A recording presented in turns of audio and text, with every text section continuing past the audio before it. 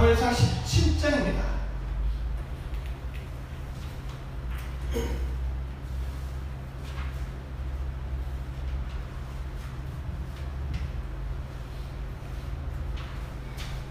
사무엘상 17장 38절에서 47절까지 말씀을 저와 한 절씩 교독으로 공독하도록 하겠습니다.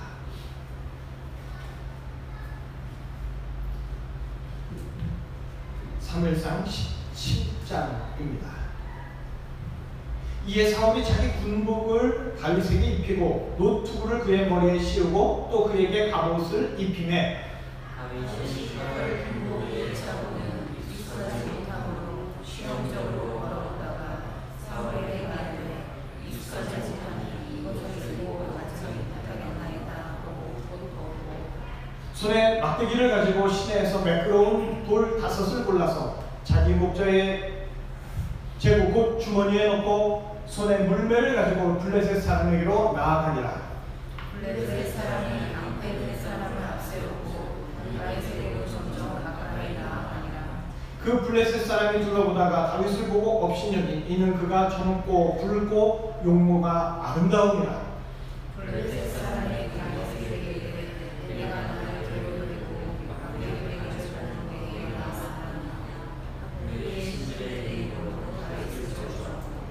그 블레셋 사람이 또 다윗에게 이르되 내게로 오라. 내가 내 살을 공중의 새들과 들짐승에게 주리라 하는지라. 다윗이 블레셋 사람에게 이르되 너는 칼과 창과 단창으로 내게 나오거나 나는 아무리의 여호와의 이름으로 내가 모욕한 이스라엘 군대의 하나님의 이름으로 내게 나아가라. 오늘 여호와께서 너를 내 손에 넘기시리니 내가 너를 쳐서 내 목을 베고 블레셋 군대의 시체를 오늘 공중의 새와 땅의 들짐승에게 주어 온 땅으로 이스라엘의 하나님이 계신 줄을 알게 하겠고 또 여호와의 영원하심이 칼과 창이 있지 아니함을 이 무리에게 알게 하리라. 전쟁 여호와께 속한 것이니 그가 너를 이루시기에 지키시리라. 아멘. 잠시 기도하겠습니다. 하나님, 이 시간 말씀을 듣습니다. 성령으로 역사하여 주셔서 성령이 말씀하시는 소리를 듣게 하여 주시옵시고 우리의 마음을 열어 성령의 귀로 듣게 하여 주시옵소서. 예수님의 이름으로 기도드립니다. 아멘. 예, 요즘 같은 치열한 경전 시대, 남들보다 뛰어난 개인의 능력이 있어야죠. 남들과 못하거나 남들과 비슷해가지고는 이 경쟁의 시대에 살아남을 수가 없습니다. 경쟁이라는 것 곧 싸움을 이야기하죠. 김동현 선수인가요? 예. 꼭 UFC에서만 싸우는 게 아니죠. 좋은 대학에 들어가려면 남들보다 뛰어난 학습 능력이 있어야 되겠고요. 또 전공을 잘 선택해서 자신의 능력을 잘 살려서 그 길로 잘 선택해서 나가야 합니다. 취직을 하려고 해도 남보다 뛰어나야 취직이 되죠. 성공한 사람들은 남들과 다른 무엇이 있습니다. 남들과 비교할 때 항상 그리고 확실하게 우위를 가지고 있는 것이 있어야 살아갈 수가 있습니다. 이렇듯 현대인들에게는 자신만의 독특한 무기가 있어야 합니다. 생존 경쟁에서 살아남기 위해서 남들은 없지만 나에게는 있는 무기, 그런 능력, 그것이 있어야 하죠. 남들과 비슷하거나 남들과 똑같아가지고는 이 생존 경쟁의 시대에서 살아남을 수가 없습니다. 심지어 스포츠에서도 그래요. 비장의 무기가 있어야죠. 이런 비장의 무기가 있어야지 상대팀을 제압하고 우승을 취할 수가 있습니다. 북한이 한국과의 경제 차이가 점점 벌어지죠. 그러면서 한국 군대가 북한보다 더 첨단 무기, 첨단 장비로 갖추어지기 때문에 북한은 더 이상 한국 군대하고 비교가 되지 않게 됩니다. 그래서 북한은 비대칭 전략이라는 핵무기를 갖게 되는 거죠. 그 어떤 첨단 무기보다 더 강한 핵무기,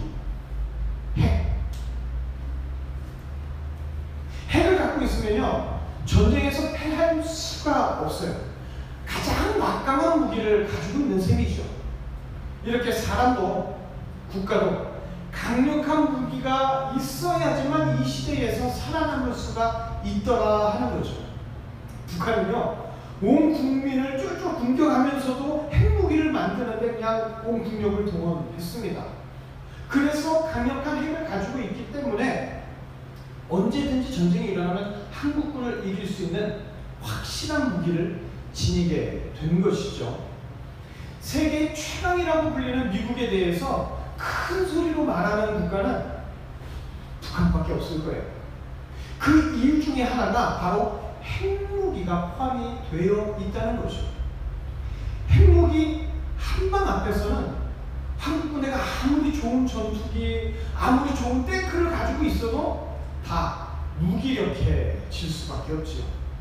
핵무기를 갖고 있는 북한은 이제부터 골리앗이 될 터이고, 핵무기가 없어서 재래식 무기밖에 없는 한국군은 초라한 다윗이 되어 버린 겁니다. 지금 현대의 전쟁에서는 핵무기를 첨단 무기라고 그러고 그 나머지는 핵무기에 못 미치는 걸 재래식 무기라고 한다더라고요. 만일 북한이 전쟁을 일으켜서 핵전쟁이 시작된다라고 한다면 아마 남한은 일주일도 안 돼가지고 항공문서에 조인하고 그리고 북한의 포로가 될지도 모르는 아주 비참한 상황인 거죠. 자, 오늘 성경으로 다시 돌아와서 페니키아 민족으로부터 철기 문화를 아주 빠르게 받아들인 민족이 바로 블레셋 민족이었습니다. 블레셋 민족은 철기 무기로 아직도 청동기 수준에 머물러 있는 이스라엘을 공격합니다. 쳐들어와가지고 강력한 철기 문화를 앞세운 블레셋은 마구 밀어붙이는데 이스라엘 군대는 그것을 막을 수가 없어서 하염없이 뒤로 후퇴하게 되죠. 블레셋은 철기로 된 칼과 방패, 병거 이런 것들을 이용해서 대규모 공격을 합니다. 그래서 도저히 상대가 안 되니까 이스라엘 병사들은 산으로 올라가서 평지에서 블레셋 군대와 맞붙어 싸우지 않고 높은 산을 성벽으로 삼아서 시간을 끌고 있죠. 전쟁은 돈과 식량이 엄청나게 들어갑니다. 그래서 시간을 조금이라도 땡기려고 블레셋은요, 높은 산에서 수비에 급급한 이스라엘을 빨리 끌어내려고 그들이 가장 존귀하게 섬기는 하나님의 이름을 마구 욕하기 시작합니다. 황산벌이라는 영화에서도 서로 끌어내려고 막 욕하지 않습니까? 그런데 그 와중에 그 욕을 들은 다윗이 참다 못해서 이스라엘의 국가대표로 나서게 돼요. 그리고 상대방의 국가대표는 누구냐? 골리앗이라는 자가 돼요. 이 골리앗은요, 백전백승의 놀라운 전사입니다. 아마 블레셋 건국 이래로 최고의 장수였는지 몰라요. 게다가 골리앗은 칼과 창과 갑옷으로 완전 무장을 하고 있지요. 그리고 다윗과 1대1 전투를 하게 된 거예요. 그 당시는요, 어차피 장수들의 싸움입니다. 장수를 중심으로 막 병사들이 몰려서 싸우기 때문에 장수가 쓰러지면 병사들도 다 쓰러지거나 도망가거나 그렇게 되어 있습니다. 그래서 아예 그냥 싸우기 전에 1대1 장수들의 전투로 전쟁 전체를 가늠하는 경우도 많이 있었다고 그래요. 그러니까 그런 상태에서 골리앗과 그리고 이스라엘에서는 다윗이 국가대표로 국가의 운명을 건 한판 승부를 하게 된 거죠. 그런데 골리앗은 철제 무기로 완전 무장을 한 것이고 다윗은 가지고 나가는 것이 물맷돌하고 나무막대기입니다. 자, 큰 칼과 그것도 부러지지 않는 철제 칼과 청동칼도 아닌 나무막대기, 이게 승부가 되겠습니까? 골리앗은 어렸을 때부터 전쟁터에서 자라는 장수예요. 골리앗은 이미 이전부터 명성이 자자한 백전백승의 장수입니다. 가장 잘 싸우는 장수로 소문이 나 있기 때문에 이스라엘 안에서도 내노라는 장수들이 있었어요. 그런데도 불구하고 아무도 골리앗하고는 싸우려고 나가지를 않았던 거죠. 모두 어쩌나 하고 피하고 있는데 다윗이라는 한 꼬맹이가 자신을 국가의 운명을 짊어진 국가대표로 만들어달라고 사울 왕에게 청을 넣습니다. 그렇게 해서 국가대표가 됐어요. 그런데 왕이 씌워준 투구, 갑옷, 칼 이거 다 못하겠다고 그리고 놓고 갑니다. 왜 그것을 안 했느냐? 안 만져봤기 때문에. 전쟁에 나간 적이 없어요. 다윗은요. 장수와 싸워본 적이 없는 다윗입니다. 무기도 잡아본 적이 없는 다윗이에요. 철기로 만든 칼, 창 이런 거 만져본 적이 없는 다윗입니다. 그리고 이미 신장부터가요, 골리앗하고는 2배 이상 차이가 나요. 골리앗은 완전 무장한 채 칼과 창으로도 찔리지 않는 갑옷을 입고 완전 보호받은 채 나왔습니다. 반면 다윗은 천으로 만들어진 누추한 목동의 복장, 그리고 막대기하고 요만한 돌조가리 들고서 나가는 거죠. 이런 전쟁을 미친 전쟁이라고 하는 거예요. 제정신이 아닌 전투예요. 아니, 죽으려면 혼자 죽어야지. 혼자 의기부천해가지고 나가는 건 아무도 안 말려요. 그런데 국가대표가 돼가지고 민족의 생존을 어깨에 짊어지고 나가야 되는 그런 싸움에 자격도 없죠, 경험도 없죠, 무기도 없죠, 아무것도 없는 다윗이 지금 나가는 거예요. 이런 다윗이 지금 골리앗과의 싸움에 나간다는 것은 마치 동네 조기축구에 아빠 따고 한두 번 나갔던 꼬맹이가 국가대표로 나가가지고 이탈리아나 프랑스나 브라질이나 포르투갈 이런 나라하고 국가대표 경기를 하겠다는 것과 마찬가지인 거예요. 아니, 오히려 그거보다 더 황당한 일이겠죠. 그러고 보면 지금 다윗을 내세운 이스라엘 왕 사울도 제정신이 아니고요. 이스라엘 지도부도 그걸 말렸어야지. 제정신이 아니에요. 이스라엘 장수들도 제정신이 아니에요. 그리고 가장 정신이 없는 건 10대 목동 출신 다윗이죠. 전쟁에서 이길 때는요, 무기도 중요하고요, 경험도 중요하고요, 힘이 중요합니다. 싸우는 기술을 알아야 돼요. 전쟁을 아무나 이기는 게 아니죠.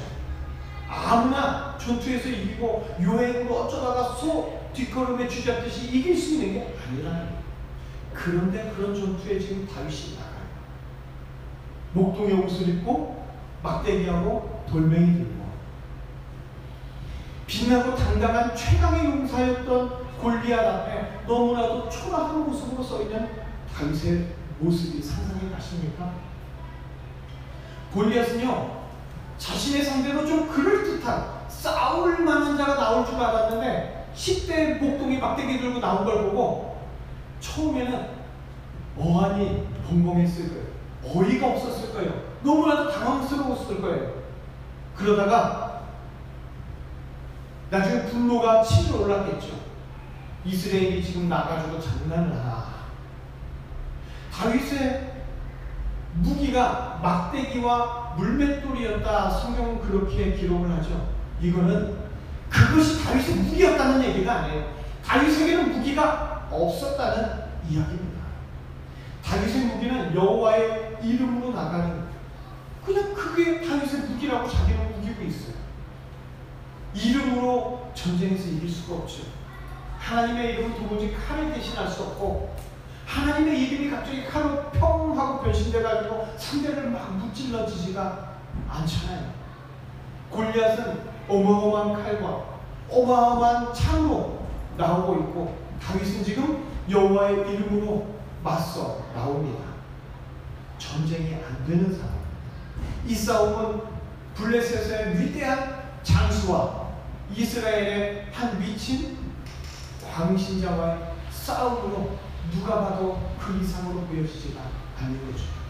얼마나 비상식적이고 몰상식한 전투 장면입니까? 그런데 왜 인간은 끔찍한 전쟁을 이렇게 계속 되풀이하는 걸까요? 하나님은 인간들을 평화롭게 창조하셨어요. 에덴 동산은 인간들이 서로 싸우고 죽이는 장소가 결코 아닙니다. 하나님이 인간을 창조하셨을 때 서로 사랑하고 서로 이해하고 서로 존중하도록 창조하셨어요. 그래서 창조된 인간들은요, 죄로 말미암아서 타락하기 이전까지는 크고 깊은 사랑으로 서로를 위해주고 평화롭게 살아가고 있었습니다. 하지만 인간은 하나님이 주신 큰 능력으로 자신의 세상을 만들고 싶어 하죠. 하나님에게 얽매이는 게 아니라, 하나님에게 통제되는 게 아니라 하나님으로부터 분리하고 싶은, 그래서 자신의 독립적인 세상을 만들고 싶어 합니다.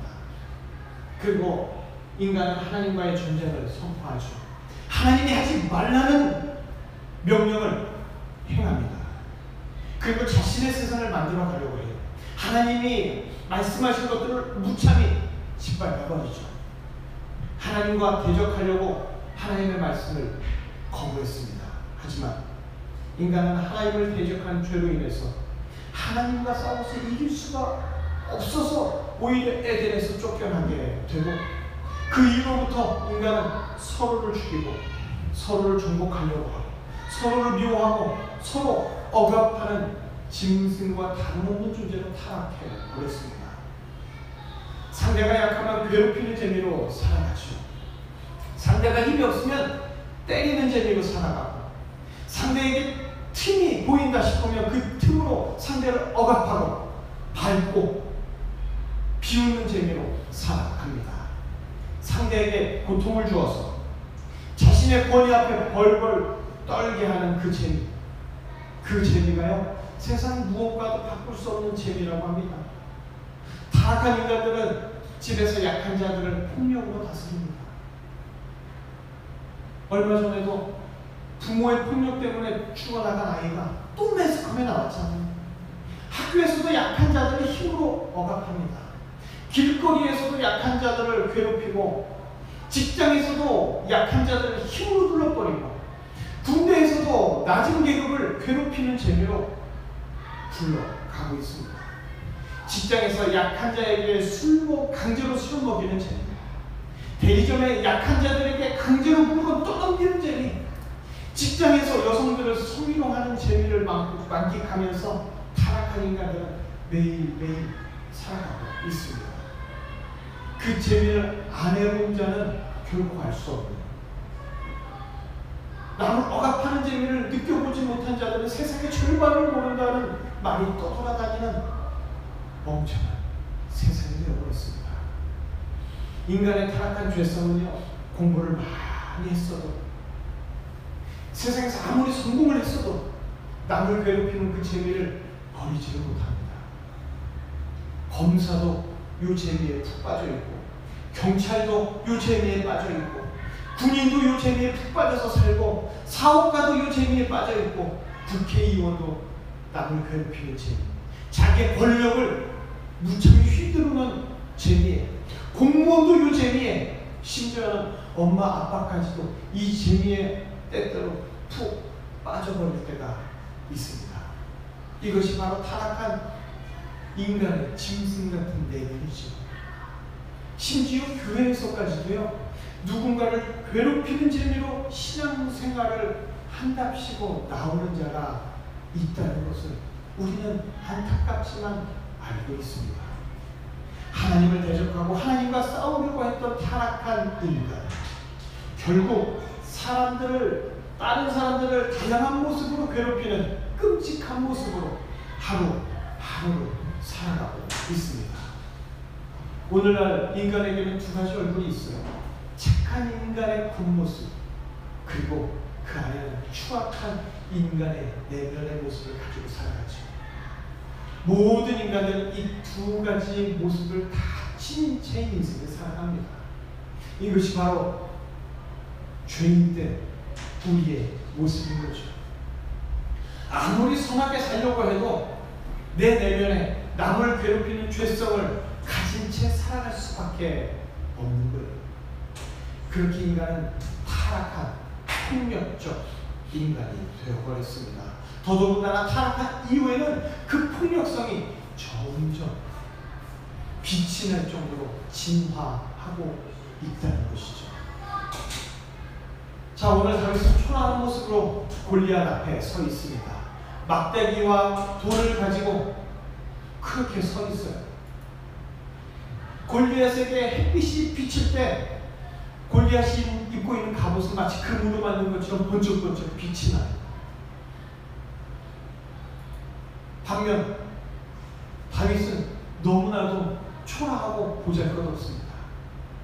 하지만 예수님은 다윗이 초라한 모습이지만 여호와의 이름을 의지한답시고 아무 대책 없이 나간 것 같지만 주님의 이름이 모욕당하는 것이 싫어서, 주님의 이름이 회방당하는 것이 싫어서 다윗은 목숨을 걸고 골리앗에게 나갔습니다. 자신이 갖고 있는 무기가 별로 없고 초라하지만 여호와의 이름이 땅에 추락하는 것을 견딜 수가 없어서 목숨을 걸고 골리앗에게 나갔죠. 다윗과 골리앗의 싸움은 누가 봐도 뻔한 싸움에 질 수밖에 없는 상황. 이럴 때 주님은 다윗 편에 서시는 거예요. 주님은 다윗을 도와주십니다. 다윗의 용맹함으로 이긴 전투가 아니에요. 다윗이 물맷돌을 잘 사용했기 때문에 이긴 전투가 아닙니다. 바로 예수님이 이 전투에 오셨기 때문에 약한 다윗이 이기게 된 거예요. 인간들은요, 강력한 적을 만나면 당연히 집니다. 그러나 지게 되었을 때 주님이 어디 계시느냐가 가장 중요한 문제입니다. 다윗처럼 나약한 인간은요, 강한 용사 골리앗과 같은 존재를 만나면 백전백패할 수밖에 없어요. 하지만 이런 전투에서 예수님은 반드시 나타나십니다. 인간은 모든 전투에서 다칠 수밖에 없어요. 그럴 때 예수님은 반드시 역사하십니다. 여호와의 이름을 의지하는 자에게 성자 하나님은 반드시 나타나시죠. 예수님은 하나님 아버지를 경외하는 자들을 구원하기 위해서 이 땅에 오셨습니다.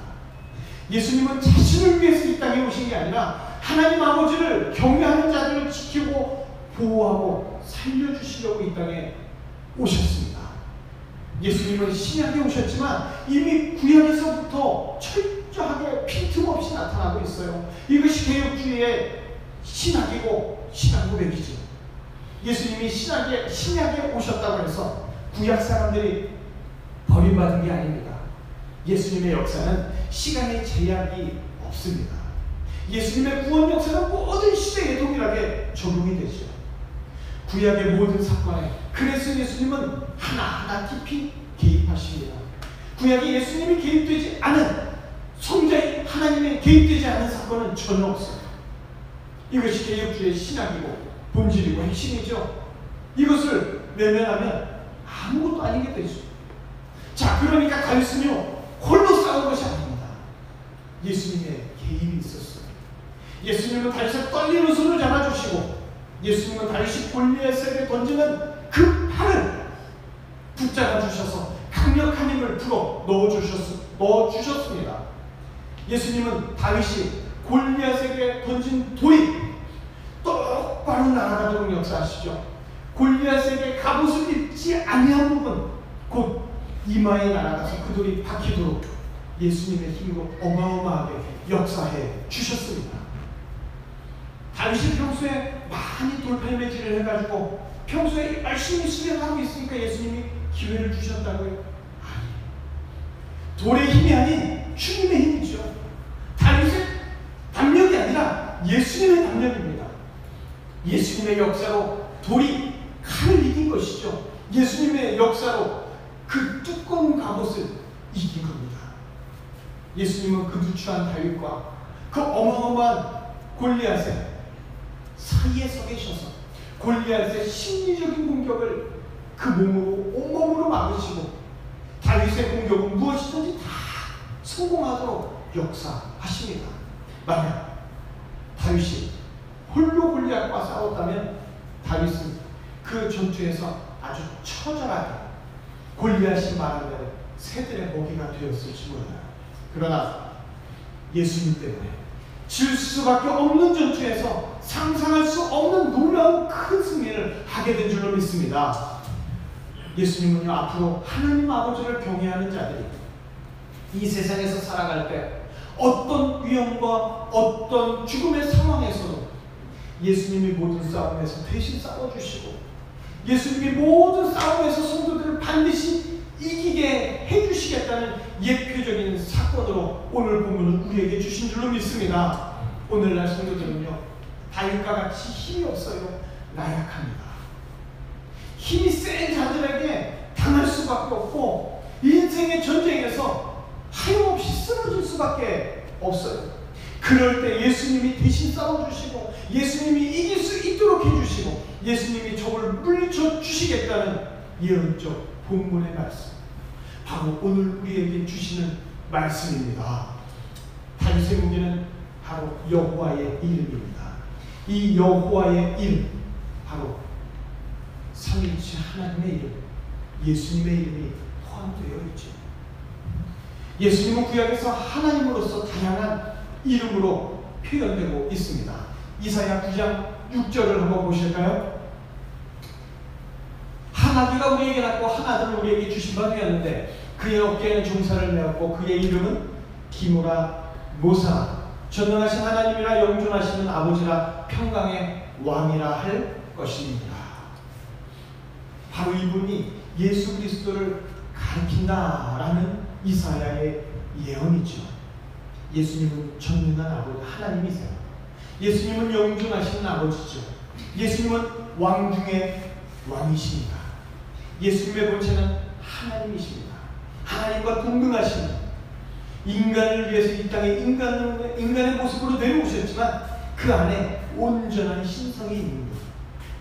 그래서 예수님은요, 다윗의 가장 강력한 최강의 무기가 되어 주실 수 있는 거예요. 예수님의 이름으로 승리하고 예수님의 이름으로 구원을 받고 예수님의 이름으로 모든 전쟁에서 이기게 되는 거죠. 예수님은 다윗에게 무기가 되어 주십니다. 예수님이 주신 무기는 바로 여호와의 이름, 곧 예수님의 이름입니다. 예수님의 이름은 눈에 보이지 않아요. 예수님의 이름은 칼처럼 날카로운 면이 없습니다. 하지만 예수님이 다윗에게 준 무기, 인류를 구원할 유일한 이름이었습니다. 바로 예수님의 이름. 예수님의 이름은 전능자의 이름이요, 창조주의 이름이요, 조물주의 이름이죠. 예수님의 이름으로만 인간은 모든 전쟁에서 이길 수 있고 예수님의 강력한 이름으로만 인간은 구원을 얻을 수가 있습니다. 그 어떤 이름도 예수님의 이름을 대신할 수가 없어요. 신천지 이 말이 안 되는 거예요. 바로 예수님의 이름은 골리앗을 물리치는 강력한 무기입니다. 골리앗과 싸울 수 있는 강력한 무기는 막대기와 돌이 아닌 바로 예수님의 이름이었음을 믿으시기 바랍니다. 다윗은 바로 이 이름으로 골리앗의 철기로 된 완전 무장한 백전백승의 장수에게로 겁에 질리지 않고 당당하게 걸어나갈 수가 있었던 거예요. 다윗은 이 이름으로 승리하게 되죠. 돌과 물매로 이긴 게 아니에요. 예수님의 이름, 여호와의 이름으로 전쟁에서 승리하죠. 모든 인간의 이름은 나약합니다. 언젠가 죽을 이름, 점점 늙어서 기력이 다하는 이름. 인간의 이름은 무능력한 이름이지만 그러나 예수님의 이름에는 거룩한 신성이 있습니다. 그의 이름에는 권세와 능력이 가득 차 있어요. 예수님의 이름은 아주 강력한 방패가 되어서 그 어떤 무기도 예수님의 이름을 뚫을 수가 없고 그 어떤 무기도 예수님의 이름을 쓰러뜨릴 수가 없게 되는 거죠. 예수님의 존귀한 이름만이 무능력한 인간들을 구원할 수 있습니다. 상대를 이기는 완벽한 무기는 핵이 아니에요. 상대를 이기는 완벽한 무기 오직 예수님의 이름뿐입니다. 예수님이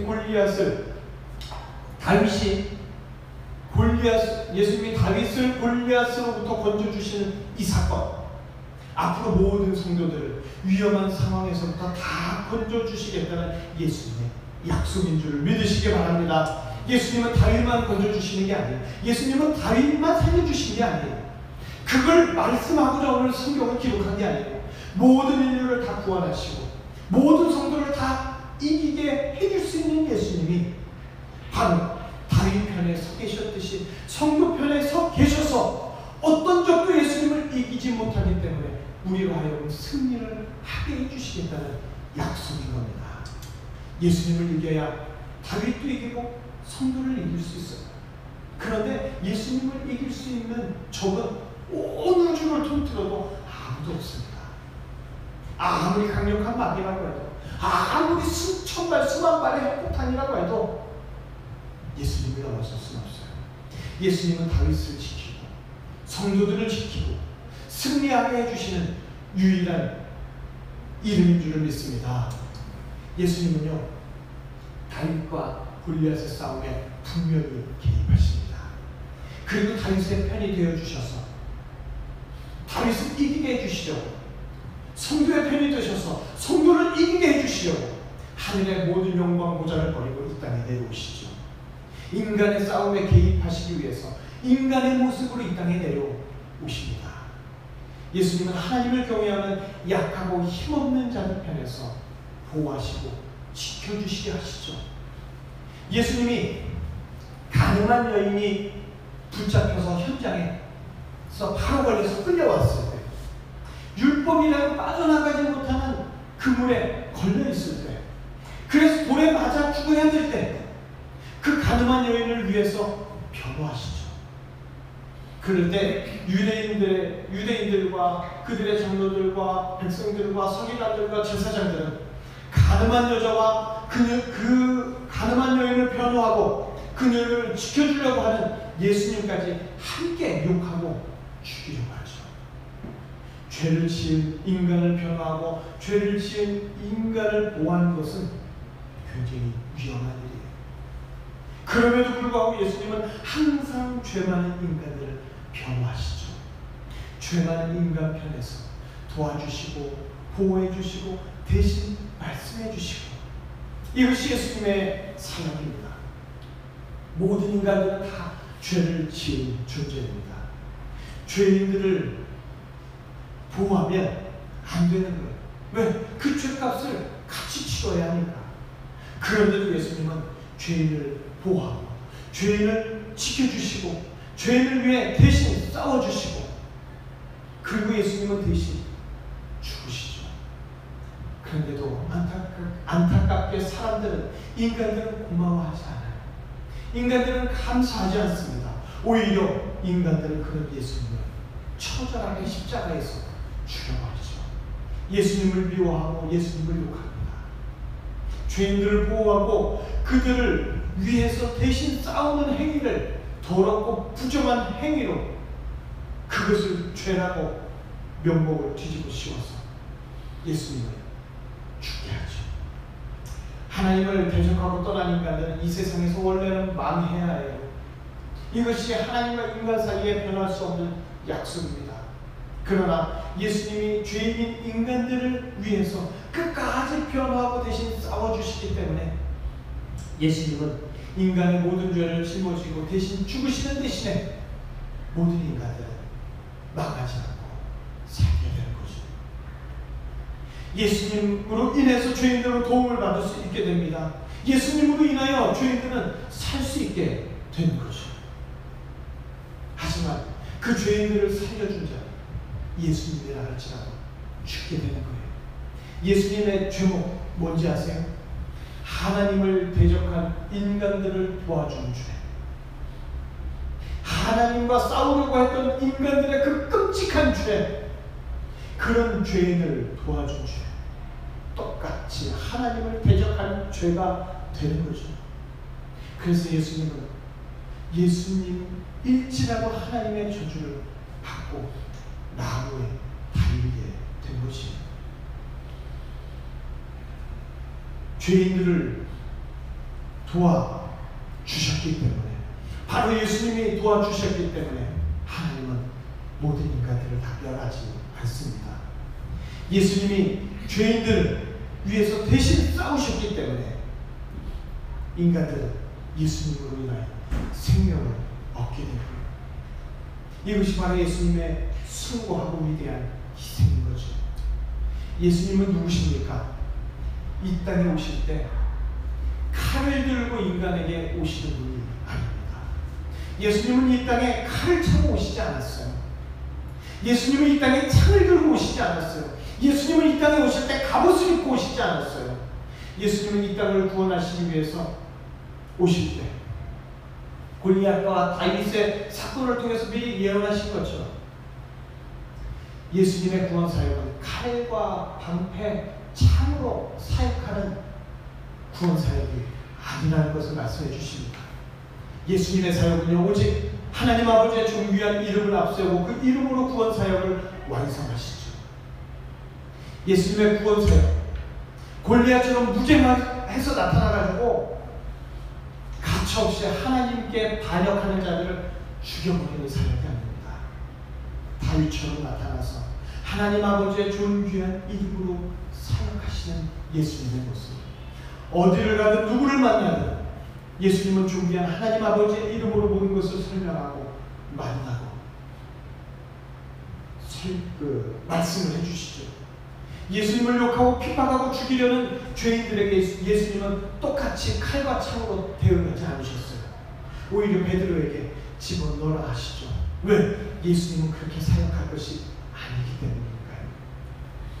예수님은 죄인들에게 맞아도 멸시를 당해도 심지어 죽임을 당해도 예수님은 칼과 창으로 대응하지 않습니다. 끝까지 하나님 아버지의 존귀한 이름으로 사역하시죠. 그리고 예수님은 자신에게 영광 돌리지 않아요. 끝까지 하나님 아버지께 영광 돌리시죠. 하나님 아버지의 이름을 존귀하게 여김받도록 사역하십니다. 바로 이렇게 사역하는 자가 인류의 메시아라는 것, 성경은 이미 1000년 전에 예언하고 있는 것이죠. 골리앗과 다윗의 싸움의 장면은요, 하나의 명전투 장면으로만 미치는 게 아닙니다. 이것은 메시아의 사역에 대한 장면이에요. 인류 구원에 대한 장면입니다. 예수님이 비록 하나님과 동등하시지만 인간으로 오셨을 때 끝까지 하나님을 섬기며 모든 인간들에게 하나님을 섬기는 모습을 보여주고 가르쳐주고 전달해주고 싶어 하시죠. 그래서 모든 인간들이 하나님 아버지의 존귀한 이름으로 이 땅에서 살아가도록 예수님은 역사하십니다. 우리는 모두가 승리하고 싶어 하죠. 승리는요, 내가 강한 상대와 만나서 재수 좋게, 운 좋게 이긴 것이 승리가 아닙니다. 승리는 내 대신 싸우시는 예수님으로 인하여 얻는 것, 그것이 바로 승리입니다. 약한 자가 싸워서 이길 수가 없죠. 힘없는 자가 싸워서 이길 수가 없습니다. 약한 자가 싸워서 이기기를 바라는 건 요행이고요, 허망한 바람이에요. 이것은 진정한 전투요, 진정한 승리가 아니죠. 승리는 약한 자의 패배가 아닙니다. 힘없이 쓰러지는 게 아닙니다. 아무리 강한 자라도 싸워서 이기는 것, 바로 예수님이 그렇게 해주시는 것, 확실한 승리.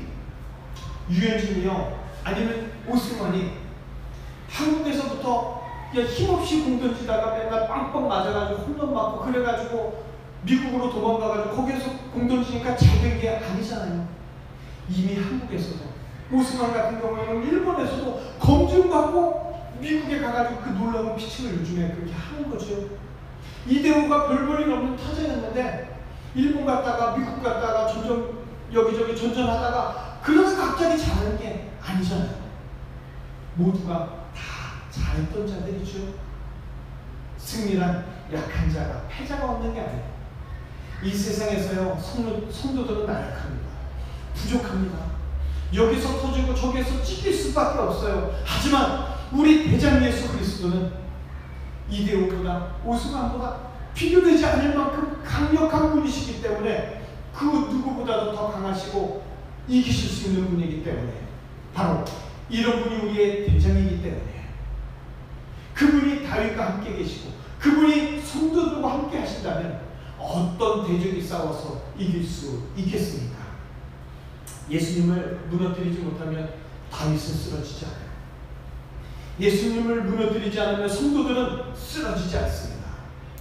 다시 말해서 모든 전투는 우리의 전투가 아닙니다. 모든 전투는 다 예수님의 전투입니다. 그래서 우리는 모든 전투에서 반드시 승리하게 됩니다. 이것이 바로 승리지요. 이것이 바로 우리에게 주신 예수님의 선물인 줄을 믿습니다. 하나님은 인간들이 에덴 동산에서 쫓겨나고 그래서 인간들끼리 서로 미워하고 죽이는 모습을 이미 보고 계셔요. 그 죽어가는 모습을 보면서 인간들의 고통을 보시면서 예수 그리스도를 보내시죠. 하나님께서 보내신 예수님의 사역, 강하고 약한 자, 힘없고 죽어가는 자, 그런 자들을 건지고 일으켜 세워주라고 예수님께 사역을 맡기십니다. 하나님이 예수님을 보내시지 않았다면 인간들은 강하고 악한 자들에게 늘 억눌려 있겠죠. 그리고 그 안에서 폭행을 당하고 억압을 받으면서 끔찍한 나날을 보내게 될 거예요. 하지만 하나님은 인간들의 억압을 보시고 그래서 예수님을 예비하시고 예수님을 통해서 그 끔찍한 폭행과 억압에서 구원받도록 하십니다. 하나님은 인간들이 서로 죽이는 끔찍한 행동을 막으시려고 약한 자들을 구원하시려고 예수님을 보내셨습니다. 죄를 짓고 폭력을 일삼는 자들을 위해서, 죄를 짓고 폭행을 당하는 자들을 위해서 예수님은 오시고 그들을 대신하여 죽으십니다. 예수님의 피값으로 서로 죽이는 인간, 그 끔찍한 행위를 이제는 그만두게 되었습니다. 하나님께서 예수님을 보내지 않았다면 여전히 인간은 지옥 같은 삶에서 벗어나지를 못하게 됩니다. 그러나 하나님께서 예수님을 보내주셨기 때문에 이 땅에 사는 성도들을 골리앗보다 더 강하게, 다윗처럼 강한 자들의 손에서 건지도록 역사에 주신 줄을 믿습니다. 우리가 약할 때 예수님을 보내시고 우리가 압박받을 때 예수님을 보내주시죠. 우리는 골리앗과 같은 존재에게 억눌릴 수밖에 없는 존재이지만 예수님은 날마다 전쟁이 일어난 이 참혹한 땅에 하나님 아버지의 명령으로 오셔서 힘이 없는 우리들로 하여금 전쟁이 끊이지 않는 이 땅에서 늘 승리하며 평화롭게 살 수 있도록 역사에 주신 줄을 믿습니다. 다윗은요, 갑옷이 없어요. 칼도 없어요. 창도 없어요. 골리앗과 싸우면 반드시 집니다. 하지만 다윗은 예수님의 도우심으로 블레셋 역대 최고의 장수로 길이길이 역사에 남은 그런 골리앗을 아주 길거리에 돌아다니는 흔한 돌 하나로 죽이는 놀라운 승리를 얻게 되죠. 블레셋 군대는 볼품없는 이스라엘 목동 10대 소년에게 힘없이 쓰러져 와야 됩니다. 그 소년 다윗은 자신보다 2배나 더 큰 엄청난 덩치의 장수의 목을 베어버리죠. 그러나 다윗 손에는 칼이 없었어요. 그리고 골리앗의 칼을 빼서 그 목을 베어버리죠. 그 소년 다윗을 보는 순간 블레셋 전 군대가 사시나무 떨듯 바들바들 떨게 돼 있는 거예요. 그리고 다윗이 하나님을 욕하는 자들을 이렇게 하겠다고 골리앗의 목을 벨 때 블레셋 전 군대가 누구의 후퇴 명령도 없었는데 다 도망가게 되는 거죠. 마치 100m 달리기 하듯이 블레셋 군대는 뒤로 도망갑니다. 모든 장비를 다 놔두고 자신의 고향으로 전속력으로 도망가는 거죠. 다윗은 하나님을 욕하고 하나님을 대적한 그 장수의 목을 베었습니다. 바로 하나님의 이름, 예수님의 이름. 그러면서 다윗은 그날 자기도 큰 은혜를 받았어요. 예수님이 역사하실 때 그 힘이 얼마나 크고 강한지, 예수님의 이름의 힘이 얼마나 놀랍고 놀라운지 직접 체험하게 된 것이죠. 우리가 잘 알고 있다시피 다윗은 이 하나의 사건으로 천부장의 자리로 수직 상승하게 되죠. 당시의 천부장은요, 지금으로 치자면 군단장과 같은 위치입니다. 볼품없고 아주 초라한 어린 목동에서 여호와의 존귀한 이름을 위해서 자신의 목숨도 아까워하지 않을 때 하나님은 그리고 이스라엘 지도부는 10대 목동을 군단장으로 임명하는 거죠. 다윗은 뛰어난 장수이기 이전에 뛰어난 신앙가였음을 기억하시기를 바랍니다. 주님을 사랑하고 주님을 사모하는 자였음을 기억하시기를 바랍니다. 현대는 앞서 말씀드렸다시피 생존 경쟁의 시대죠. 다른 사람들보다 뛰어난 무기가 없으면 안 되는 시대예요. 남들이 넘지 못하는 넘사벽, 그런 강력한 무기가 있어야만 합니다. 직장 생활을 하든지 사업을 하든지 간에 반드시 필요하죠. 회사에서도요, 함부로 해고할 수 없는, 나를 해고하게 되면 오히려 회사가 손해볼 거다라는 자신만의 강력한 무기가 있어야 합니다. 그것이 생존을 위한 현대인들에게 꼭 필요한 무기죠. 북한이 굴복하면서까지도 핵폭탄을 만든 이유가 바로 그런 거 아니겠습니까? 다른 어떤 무기와 싸워서도 이길 수 있는 가장 완벽한 수단을 손에 얻으려고.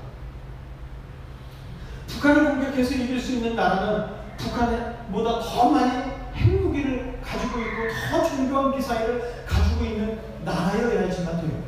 그렇지 않습니까?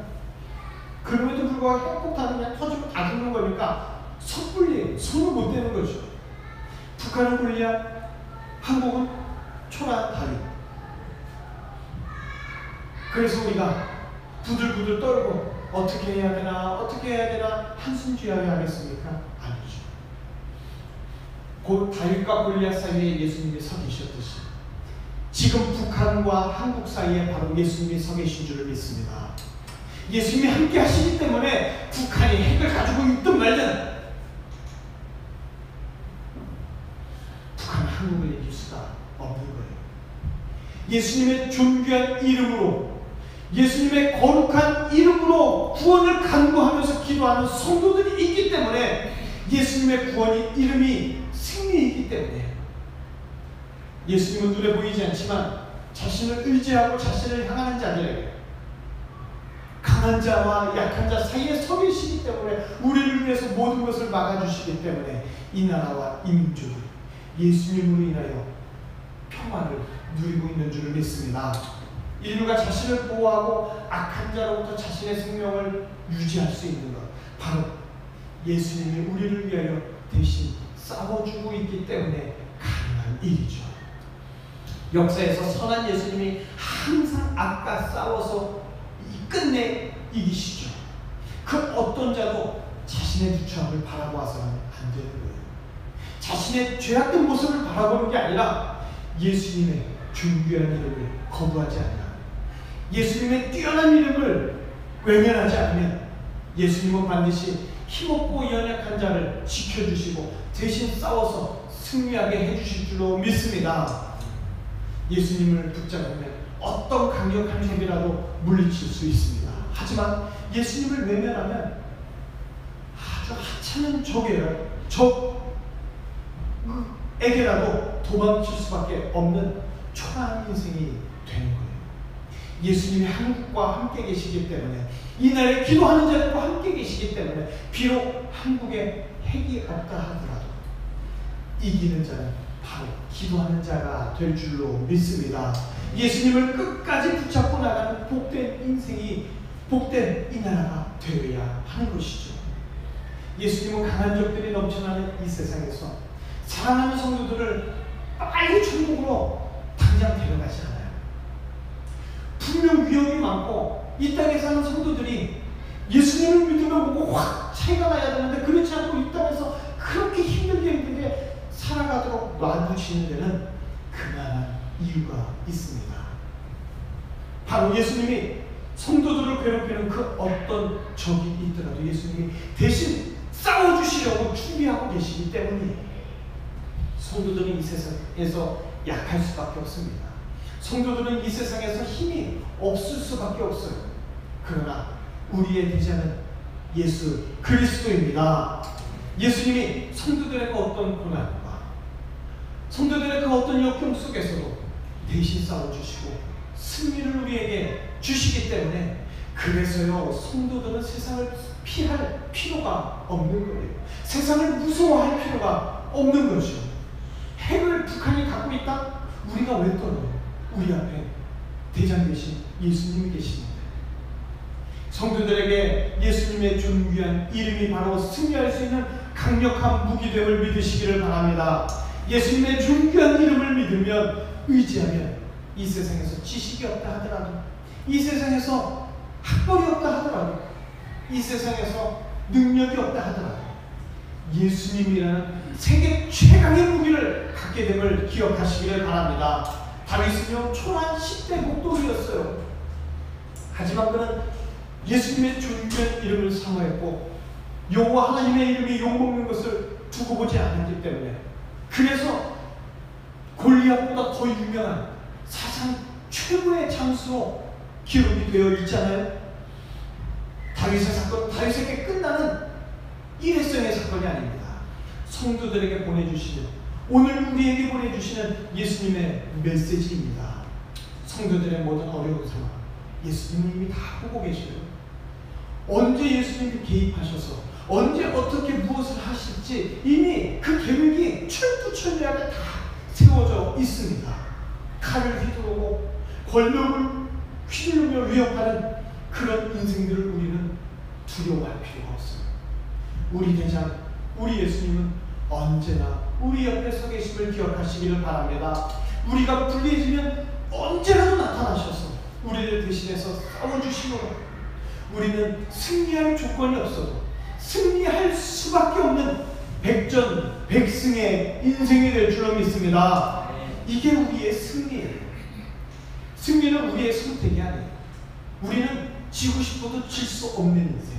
왜? 항상 우리를 돕고 항상 우리를 이기게 해주시려고 생명을 주신 예수님이 있기 때문이죠. 이제 우리는 모두 승리자인 줄을 믿으시기 바랍니다. 승리의 비결은 내 내면에 있는 게 아니에요. 내가 평소에 부단히 갈고 닦아서 있는 게 아닙니다. 승리의 비결은 예수님께 있습니다.